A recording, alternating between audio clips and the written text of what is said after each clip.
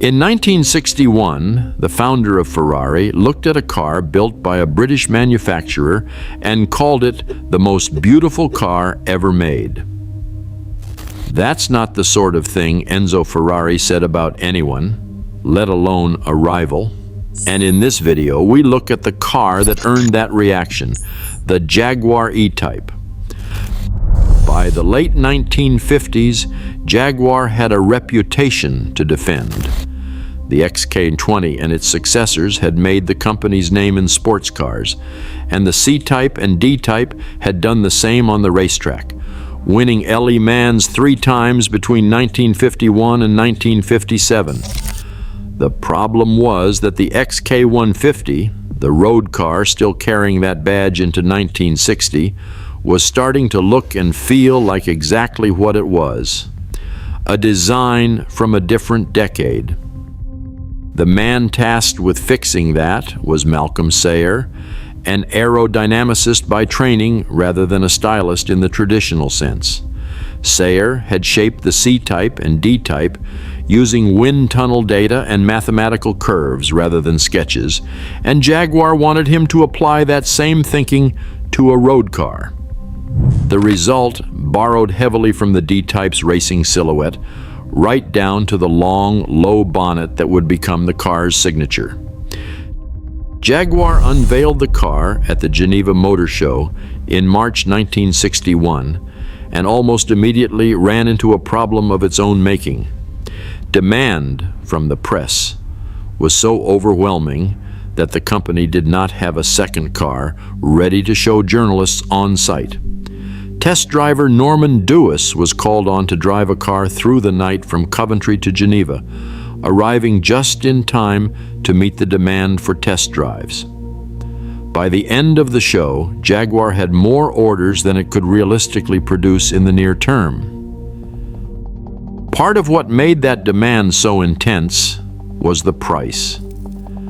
A Jaguar E-Type Roadster launched at just over £2,000 in the UK, at a time when an Aston Martin DB4 or a Ferrari 250 GT cost roughly twice as much for comparable performance.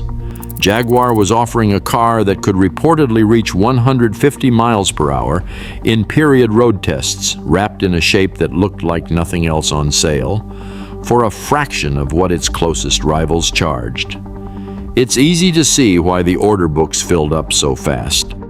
Under the skin, the early E-Type carried over Jaguar's 3.8-liter straight-six from the outgoing XK150, later enlarged to 4.2 liters in 1964, along with an improved gearbox.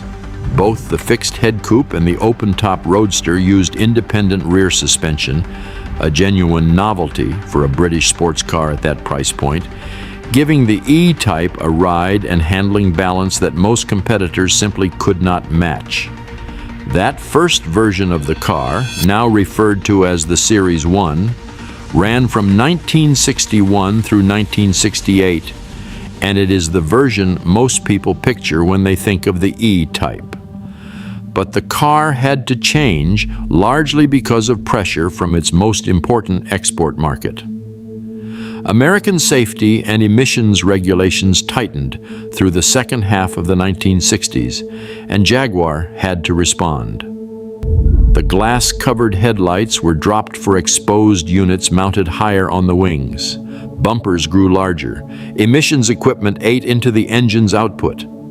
Enthusiasts still argue about whether those Series 2 changes introduced in 1968 hurt the car's looks, but for Jaguar, they were the price of staying in its biggest market. The most significant change came in 1971 with the Series 3.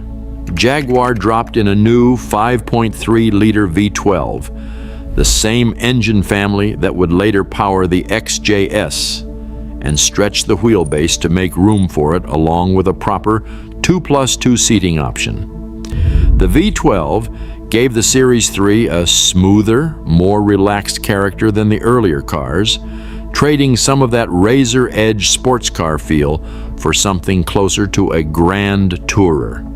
It was a preview, whether Jaguar realized it at the time or not, of the direction the company would take once the E-Type itself was gone. Production finally ended in 1975, after 14 years and more than 70,000 cars built across all three series. By any measure, that is a remarkable run for a sports car built in that era, and it left Jaguar with an enormous shadow to step out from. Whatever came next would be measured against a car Enzo Ferrari himself had praised, and against a shape that Malcolm Sayer, working from little more than airflow data and a slide rule, had gotten right on the first attempt. That is the car Jaguar had to replace when it started sketching what would eventually become the XJS. If you want to see how that story played out, there is a video on this channel covering exactly that. So, now it is your turn. What do you think about the E-Type? Let me know in the comments. If you enjoyed this video, feel free to subscribe and click on the recommended video that appears on the screen. Otherwise, I'll see you in the next video.